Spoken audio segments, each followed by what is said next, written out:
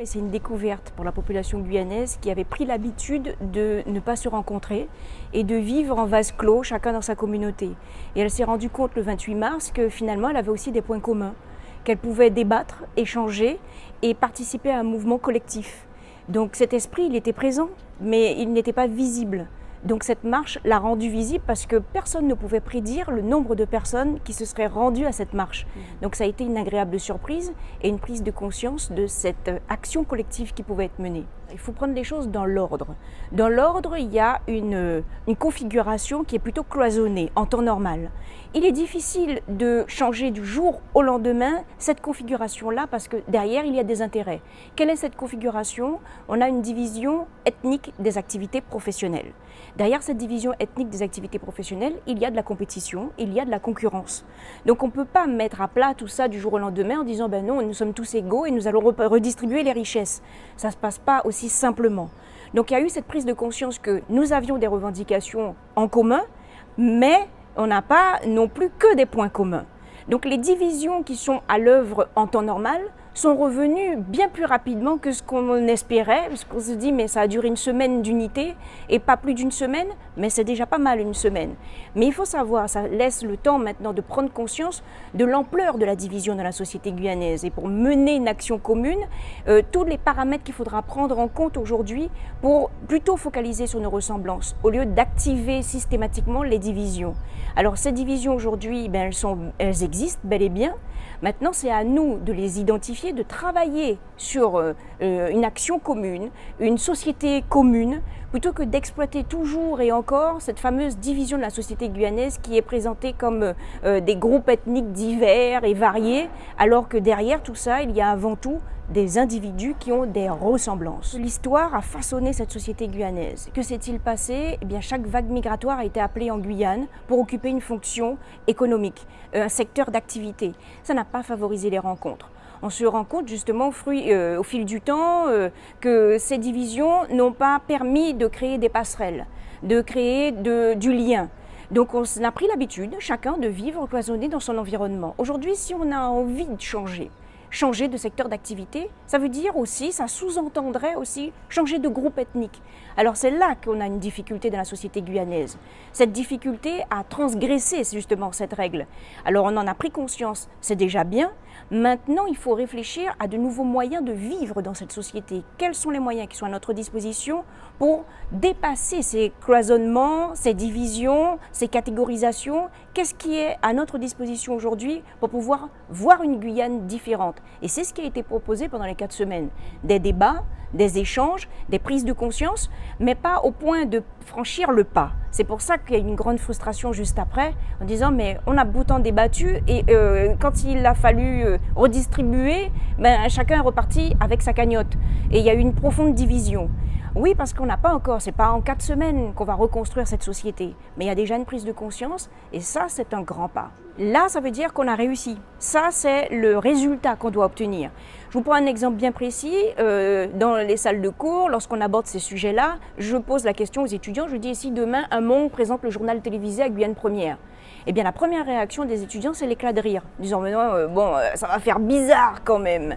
Ben, je dis non, justement, c'est que tant qu'on va penser de cette façon-là, qu'on va voir la société guyanaise avec ses cloisonnements et ses catégorisations, ça veut dire qu'on a encore énormément de travail d'éducation, de formation à faire. Lorsque tout ça paraîtra tout à fait normal et évident, oui, bien sûr, quelle que soit notre apparence physique, parce que c'est sur ça qu'on se base.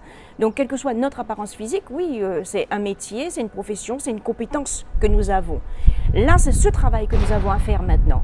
Lorsqu'on dit que la grève est terminée, les barrages sont levés, oui, mais mentalement, psychologiquement, est-ce que ces barrages sont levés dans nos esprits?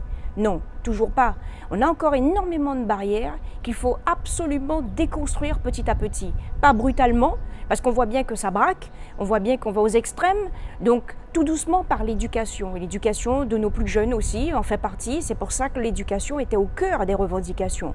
Parce qu'il y a cette prise de conscience que c'est l'avenir qui doit être préparé dans les esprits. Ça dépend ce qu'on met derrière cette définition de peuple guyanais. Si on veut un peuple guyanais avec une définition unique, c'est-à-dire que c'est un peuple, un visage, une seule langue, langue, une seule tradition, une seule culture. Ça ne fonctionnera pas, parce que ce n'est pas la réalité. Par contre, le peuple guyanais, on peut considérer qu'il existe déjà, que le peuple guyanais, la définition qu'on lui donne, c'est justement la diversité et la multiplicité des appartenances. L'identité, c'est ça, c'est une multiplicité d'appartenances. Aucun individu n'est unique. Une seule appartenance, je ne parle qu'une langue, je n'appartiens qu'à un groupe. Non, en réalité, on est multiples.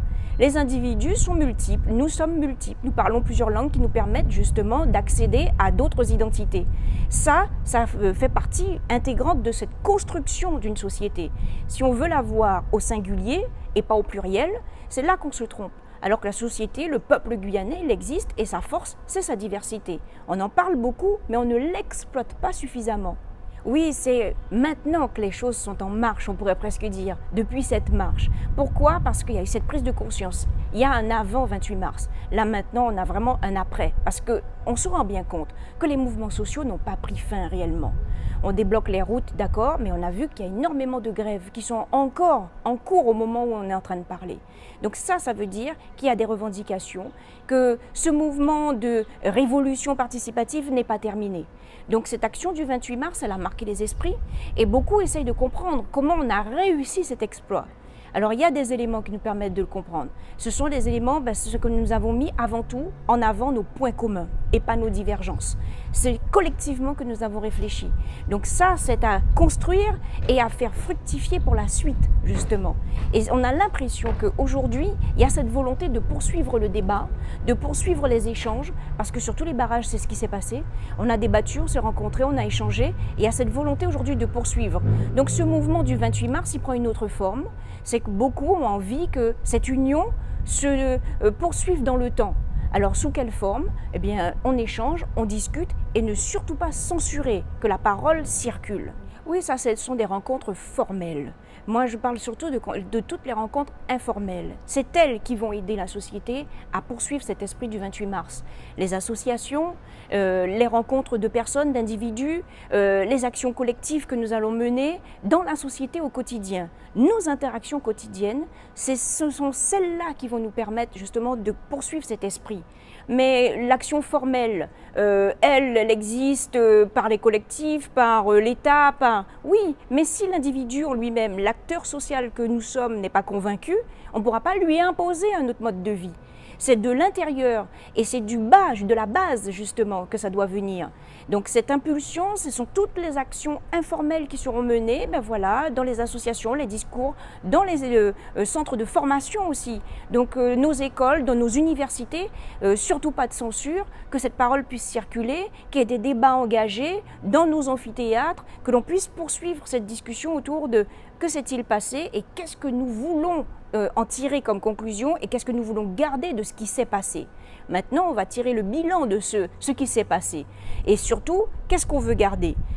Comment on va l'analyser? Prendre du recul par rapport à ces événements pour pouvoir construire sur les bonnes bases issues de cet événement-là. Oui, parce que tant que la parole circule, le plus dangereux, c'est la censure.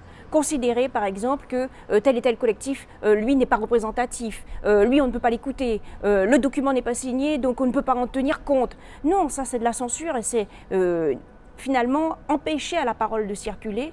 Là, ce serait vraiment dramatique.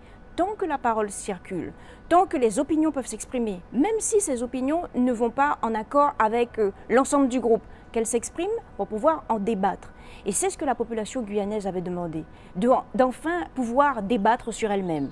Qu'est-ce que nous pensons de notre éducation, de notre économie, de la santé, de la société guyanaise? Au fait, qu'est-ce qu'on en pense?